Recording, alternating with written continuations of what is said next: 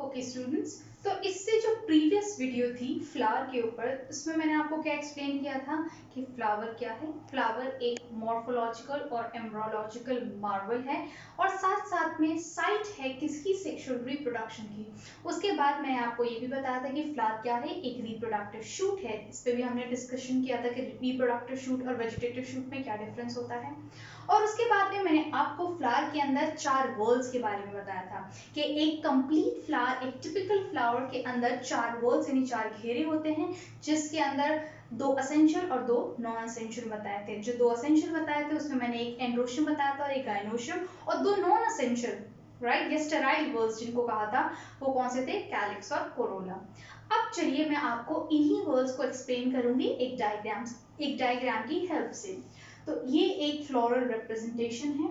ये जो पार्ट है जो आपको नजर आ रहा है, चलिए हम सबसे बाहर वाले से स्टार्ट करते हैं। तो ये इस फ्लावर के अंदर जो सबसे बाहरी हिस्सा है या सबसे बाहरी जो घेरा है, जो वर्ल है, वो किसका होता है। मैंने आपको प्रीवियस वीडियो में बताया था सबसे बाहर सबसे आउटर मोस्ट क्या होता है, कैलिक्स होता है।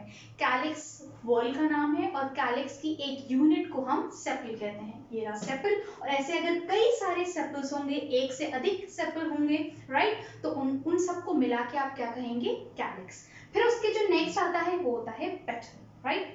पेटल क्या होता है, पेटल कलरफुल पार्ट होता है। वो कलरफुल पार्ट किसका, फ्लावर का।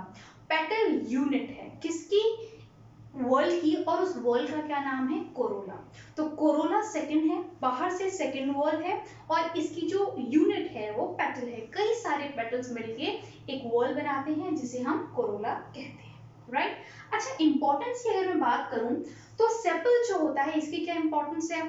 जब फ्लावर एक बड कंडीशन में होता है राइट, तो जब फ्लावर एक बड कंडीशन में होता है उस दौरान वो क्लोज रहता है, उस दौरान फ्लावर के पार्ट्स को प्रोटेक्ट करने का काम सेपल का होता है। तो सेपल प्रोटेक्ट करता है फ्लावर पार्ट्स को ड्यूरिंग बड कंडीशन। नेक्स्ट है पेटल। पेटल का क्या काम है, पेटल जो होते हैं वो कलरफुल होते हैं राइट। तो फ्लावर में दूर से देखने में आपको सबसे पहले क्या नजर आता है, ऑब्वियसली जो सबसे सुंदर और सबसे अच्छा पार्ट जो आपको आपकी आंखों को बहुत सुकून देता है फ्लावर को देखते ही, वो कौन सा पार्ट होता है, पेटल होता है। और इसी हिसाब से इसी वजह से पेटल का जो इम्पोर्टेंस है वो भी इसी तरीके से इसी से कनेक्टेड है।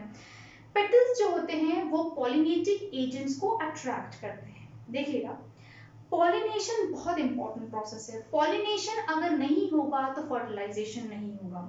सरल भाषा में समझाऊं तो पॉलिनेशन एक ऐसा प्रोसेस है जिसकी मदद से, जिसके माध्यम से मेल और फीमेल गैमेट एक दूसरे के करीब आते हैं, उनके बीच का डिस्टेंस रिड्यूस होता है राइट। तो पॉलिनेशन अगर नहीं होगा तो मेल और फीमेल गैमेट मीट नहीं करेंगे राइट। तो पॉलिनेशन की मदद से मेल और फीमेल गैमेट आपस में क्लोज आते हैं और उसके बाद में उनमें फर्टिलाइजेशन होता है, आगे के प्रोसेस होते हैं राइट। तो पॉलिनेशन के कई सारे एजेंट्स होते हैं, वो हवा से हो सकता है, वो पानी से हो सकता है, और कई सारे बायोलॉजिकल एजेंट से भी हो सकता है, जैसे कि इंसेक्ट से, सबसे मोस्ट ऑब्वियस हनी बीज राइट। तो ऐसे कई सारे, इवन कई सारे एनिमल्स भी होते हैं, जो उनमें कुछ मैमल्स भी हैं जो क्या करते हैं, पॉलिनेशन करते हैं ठीक है। तो पेटल का जो मेन इंपॉर्टेंस है वो कहाँ है, पॉलिनेशन में है। ये पॉलिनेशन में हेल्प करते हैं क्योंकि ये पॉलिनेटर्स को या पॉलिनेटिंग एजेंट्स को अट्रैक्ट करते हैं राइट। और क्योंकि आपको पता है अगर मेल और फीमेल गैमेट्स करीब नहीं आएंगे, उनके बीच का डिस्टेंस अगर रिड्यूस नहीं होगा तो ऑब्वियसली फ्यूजन, ये फर्टिलाइजेशन भी नहीं होगा। नेक्स्ट जो वर्ल्ड है राइट, जो थर्ड है बाहर से, आउटर साइड से जो थर्ड वर्ल्ड है वो क्या है, वो है एंड्रोशियम। एंड्रोशियम की जो एक यूनिट होती है उसे स्टेमन कहा जाता है। तो आप देखिए ये आपको क्या नजर आ रहे हैं, ये आपको अलग अलग इस साइड पे भी 3 और इस साइड पे भी मैंने 3 बना रखे हैं। ये क्या है, ये स्टेमन है, और कई सारे स्टेमन्स आपस में मिलके जो वॉल बनाते हैं उसे ही एंड्रोशियम कहा जाता है। एक स्टेमन किससे मिलके बनता है, ये वाला जो long tube cylinder type part है उसे फिलामेंट कहा जाता है, और इसके ऊपर वाला जो पार्ट है उसे एंथर कहते हैं। फिलामेंट और एंथर मिलके स्टेमन बनाते हैं, और कई सारे स्टेमन आपस में मिलके जो वॉल या जो घेरा बनाते हैं उसे एंड्रोशियम कहा जाता है। इस एंथर के अंदर ही मेल गैमेट का प्रोडक्शन होता है। आई रिपीट माई सेल्फ, ध्यान से सुनिएगा, इस एंथर के अंदर ही मेल गैमेट का प्रोडक्शन होता है, राइट। स्टेमन अपने आप में एक ऑर्गन है। कैसा ऑर्गन है? Male reproductive organ. I repeat my self, स्टेमन क्या है? एक मेल रिप्रोडक्टिव ऑर्गन, और स्टेमन के एंथर वाले पार्ट में बनेंगे क्या? Male gametes. नेक्स्ट देखिएगा, नेक्स्ट ये हुआ तीसरा घेरा यानी थर्ड वॉल, सबसे अंदर और सबसे इनर मोस्ट, राइट, सबसे अंदर सबसे इनर मोस्ट जो चौथा घेरा, जो फोर्थ वॉल है, उसे क्या नाम दिया था मैंने? Gynoecium, right. गाइनोशियम किससे मिलके बनता है? गाइनोशियम कार्पल से। कार्पल को कभी कभी हम पिस्टल भी कहते हैं, राइट। तो कार्पल एंड पिस्टल आप एक दूसरे के लिए यूज कर सकते हैं। कई सारे कार्पल मिलके जो वॉल बनाते हैं उसे गाइनोशियम कहा जाता है। और इस फ्लावर में मैंने आपको एक ही कार्पल दिखाया है। इस कार्पल के 3 पार्ट है। सबसे ऊपर वाला पार्ट स्टिग्मा, यही पोलन ग्रेन्स को रिसीव करता है।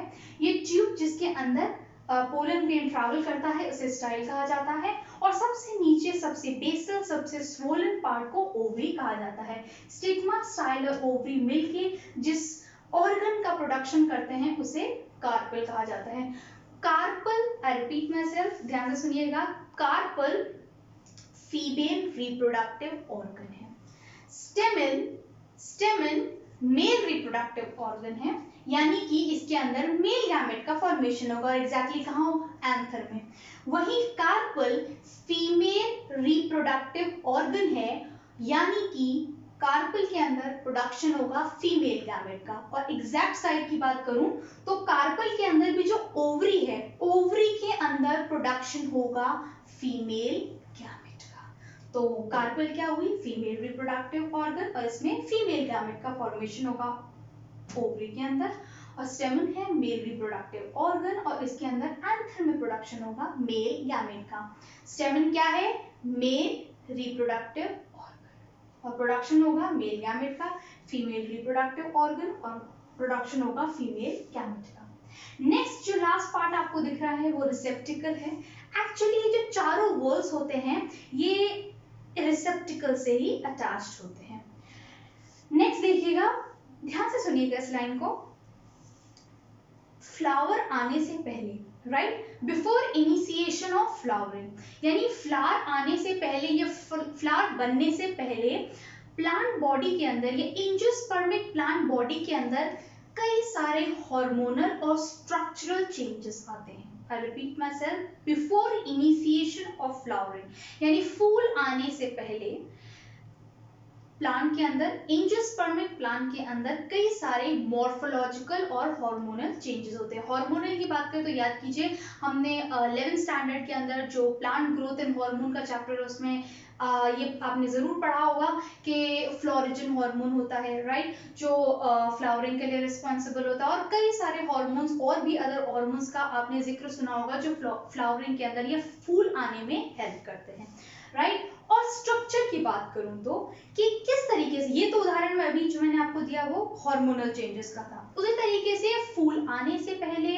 कई सारे स्ट्रक्चरल चेंजेस भी होते हैं। कैसे स्ट्रक्चरल चेंजेस होते हैं आइए देखिएगा। सबसे पहले प्लांट में क्या मौजूद होता है? Shoot, right. Originally plant body के अंदर स्पोरोफाइट बॉडी में एक रूट होता है, रूट पार्ट दिखाई देता है और शूट पार्ट दिखाई देता है। तो इससे पहले फूल बने तो क्या क्या चेंजेस होते हैं देखिएगा। शूट एपिकल मेरिस्टम ट्रांसफॉर्म होता है रिप्रोडक्टिव मेरिस्टम, ये ओरिजिनली प्रेजेंट होता है, फिर इसमें मॉडिफिकेशन होता है, ट्रांसफॉर्मेशन होता है। तो शूट एपिकल मेरिस्टम ट्रांसफॉर्म होती है रिप्रोडक्टिव मेरिस्टम में। फिर ये रिप्रोडक्टिव मेरिस्टम आगे ग्रो करती है किसमें? इनफ्लोरेसेंस में। इस इनफ्लोरेसेंस पर क्या ग्रो करता है? फ्लोरल प्राइमोडियल डेवलप होती है, राइट। फिर से सुनिएगा, सबसे पहले शूट एपिकल मेरिस्टम होती है, उसके ऊपर रिप्रोडक्टिव मेरिस्टम के अंदर वो ट्रांसफॉर्म होता है, रिप्रोडक्टिव मेरिस्टम पे इनफ्लोरेसेंस ग्रो करता है, इनफ्लोरेसेंस पर ही फ्लोरल प्राइमोडिया डेवलप होता है। ये जो फ्लोरल प्राइमोडिया है ये आगे जाके फ्लोरल बड में कन्वर्ट होता है या ग्रो करता है। तो एक्चुअली अगर आप मुझसे पूछे कि प्राइमोडिया क्या है, तो फ्लोरल प्राइमोडिया फ्लोरल बड बनने से पहले की स्टेज है। आई रिपीट माई सेल्फ, देखिए आप जो बाहर से नजर, जनरली आपने कली देखी होगी यानी कि बड देखी होगी और फ्लावर यानी फूल देखा होगा, लेकिन कली या बड बनने से पहले की भी एक स्टेज होती है, एग्जैक्टली उसी को ही फ्लोरल प्राइमोडिया कहा जाता है। ये ग्रो करके फ्लोरल बड बनाती है, फ्लोरल बड आगे ग्रो करके फ्लावर बनाती है, और उस फ्लावर में ही फिर आगे जाके डिफरेंशिएशन होता है, फॉर्मेशन होता है, डेवलपमेंट होता है किसका, गायनोशियम और एंड्रोशियम का। फिर से देख लीजिएगा, पहले शूट एपिकल मेरिस्टेम होती है, फिर वो ट्रांसफॉर्म होती है रिप्रोडक्टिव मेरिस्टेम, रिप्रोडक्टिव मेरिस्टेम पर इन्फ्लोरेसेंस बनता है, इन्फ्लोरेसेंस के ऊपर फ्लोरल प्राइमोडिया डेवलप होती है, फ्लोरल प्राइमोडिया ग्रो करती है फ्लोरल बड में, और फ्लोरल बड ग्रो करती है आगे फ्लावर में, और फ्लावर आगे उसके अंदर डिफरेंशिएशन या डेवलपमेंट होता है किसका, गायनोशियम का और एंड्रोशियम का। फिर गायनोशियम के अंदर कौन, गायनोशियम यानी कि कार्पेल बनते हैं और एंड्रोशियम यानी कि स्टेमन बनते हैं, यानी मेल रिप्रोडक्टिव ऑर्गन है, फीमेल रिप्रोडक्टिव ऑर्गन। ठीक है, तो ये इतना पार्ट है फ्लावर का इंट्रोडक्शन और साथ साथ फ्लावर की एक एक पार्ट की डिटेल।